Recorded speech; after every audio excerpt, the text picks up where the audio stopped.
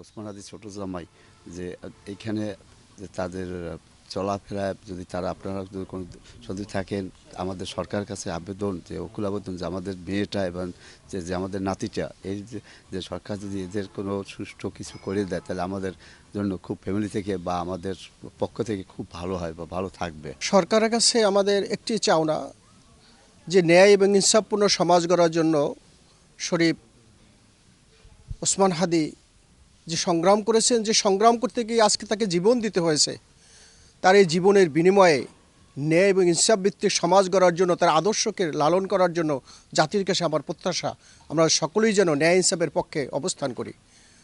আর সরকারের কাছে আমার আবেদন, যারা এই নৃশংস হত্যাকাণ্ড ঘটিয়েছে তাদের দৃষ্টান্তমূলক শাস্তির মাধ্যমে এদেশে যেন হত্যাকারীরা আর যেন মাথা চারা দিয়ে উঠতে না পারে, সেই জন্য সরকার যেন যথাযথ ব্যবস্থা গ্রহণ করে। আমার নাতি জামাই হয়, আমরা এখানে বইয়ে বিবাহরই হয়, আমরা খুব শোকাহত যে এর যেন বিচার, সুষ্ঠু বিচার আমরা পাইতে পারি, এইটাই আমরা সরকারের কাছে আবেদন।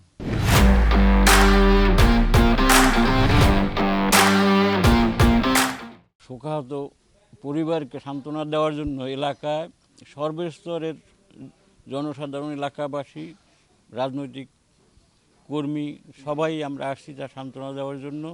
আমরা এলাকাবাসীর পক্ষে এই হাদির হত্যাকারীর দৃষ্টান্তমূলক শাস্তি চাই। ওসমান হাদি সে এমন একজন ব্যক্তি, দেশ মানবতার কল্যাণে এই দেশে ইনসাফ প্রতিষ্ঠার জন্য সে যথেষ্ট বলিষ্ঠ কণ্ঠস্বর, এবং মাঠে ময়দানে তিনি যে কথা বলেছেন তার কথা আমি মনে করি যে কবি নজরুলের ভাষা যে রকমের মানে ছিল, সে ওই রকমেরই তেজস্ব ভাষায় কথা বলেছেন, এবং তিনি জীবন বিলিয়ে দেওয়ার জন্য তিনি বিন্দু পরিমাণে কণ্ঠবোধ করে না। তিনি বলেছেন যে যেহেতু জীবন আসছে এটা চলেই যেতে হবে।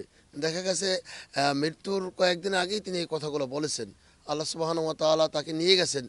আমার সরকারের কাছে আকুল আবেদন যে বর্তমানে এই রকমের অহরহ হচ্ছে, দিনে দুপুরে মানুষকে খুন করা হচ্ছে, গোয়েন্দা প্রশাসন থেকে শুরু করে তারা কি করছে আমাদের বোধগম্য নয়, যে দিনে দুপুরে মসজিদের সামনে, বাজারে মানুষকে কুপিয়ে ছুরিকাঘাত করে হত্যা করছে, অথচ প্রশাসন তারা তাদেরকে ধরতে পারছে না।